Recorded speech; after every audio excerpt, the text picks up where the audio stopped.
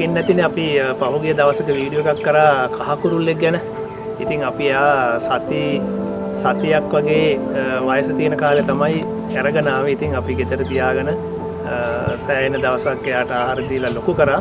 ඉතින් දැන් ඇත්තට මෙයා ටිකක් ගොඩක් ලොකුයි. මෙයාට ඉගිලිලා යන්න පුළුවන් වුණාට පස්සේ අපි මෙයාව නිදහස් කරන්න ඕන කියලා අපි එළියේ තමා තිබ්බේ අපේ ගෙවත්තේ තියෙන ගහක. මෙයා සතියක් විතර මේ අපේ වත්ත වටේ කැරි හිටියා. නමුත් පියාඹලා ගියේ නෑ. ඉතින් මෙයා දැන් අපිත් එක්කම තමයි ජීවත් වෙන්නේ. උදේට අපි කෑම කවපුවාම එළියෙන් තිබ්බාම දවසම මෙයා ඇවිද ඉන්නවා අපේ ගෙවත්ත වටේ. ඉතින් හවස් වෙනකොට මෙයා ආපහු ගෙදරට එනවා. ඉතින් දැන් මෙයා ඇවිල්ලා ඉන්නේ